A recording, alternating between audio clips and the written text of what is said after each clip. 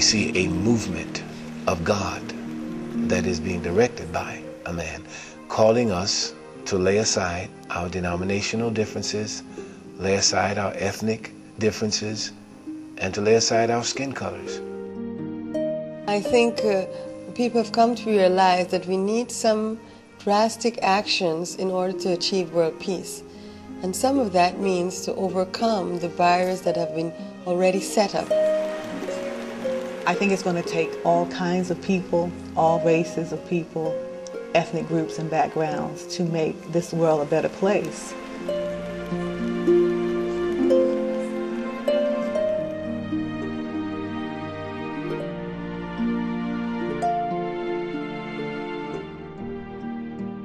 Culture of peace, the Federation for World Peace is propagating and advocating in a very organized fashion with an infrastructure.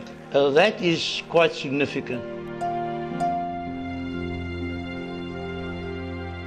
I see a ray of hope that one day this world will be really a peaceful place.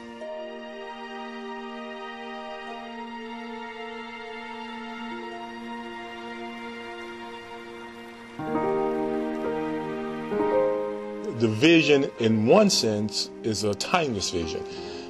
The hope of all humanity since the dawn of time has been a world of peace and a world of love. This peace movement can be likened to the efforts, the dream of Dr. Martin Luther King.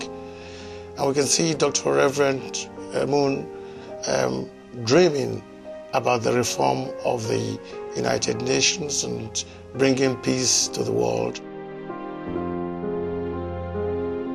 The Federation has been trying to bring people together, often facing disbelief. You know, how can you bring religious leaders together? They seem to be in their own camp and they don't want to talk to anybody else. But now, you know, after years of effort, we can see the fruits of that work. It is time that we dream. People talk about reforms in the United Nations. People say we need reformers, but people who have changed the world have not been reformers, but crusaders.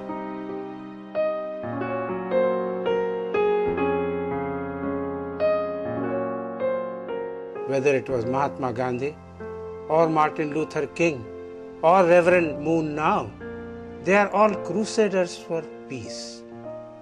Crusaders who have the courage of speaking up, who have the courage to dream and draw others to them so that others also can start dreaming.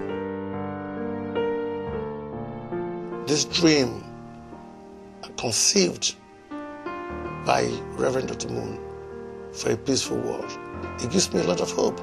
All over the world, we can all come together as a peace ambassador to ensure that we become our brother's keeper and that we see ourselves as one family and that true love prevails.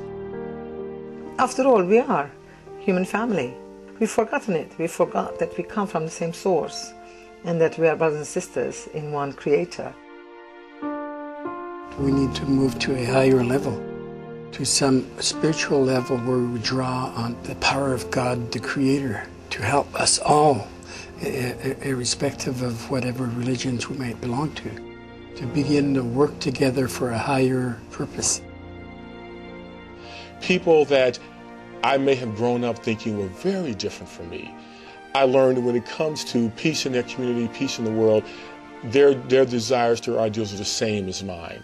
We shared a commonality, a brotherhood, a connection over our joint belief that not only is world peace and community peace a desirable goal, but an achievable goal.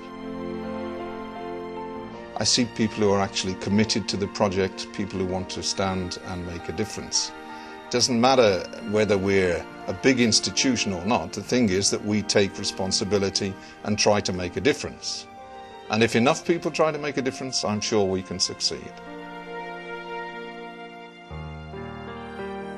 I don't think many people know what the Reverend has done, how he puts things together, how he works behind the scenes to try to bring together people.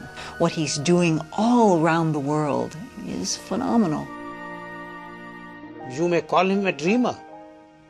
But then let us all also become dreamers with him.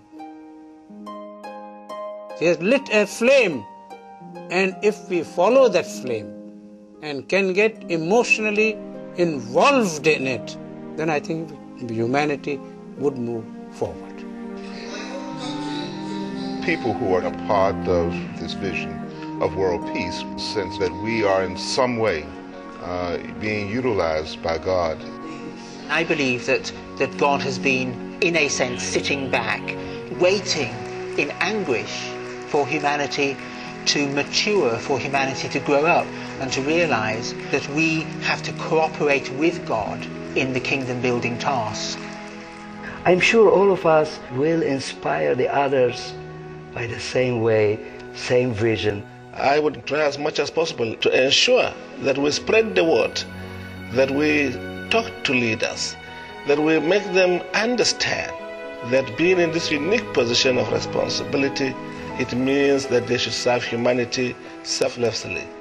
And that's one of the things that I'm sensing, that there is that kind of commitment that Reverend Myung has modeled for us, has shown us, and now commissioned us to, in some sense, to go forth and do likewise.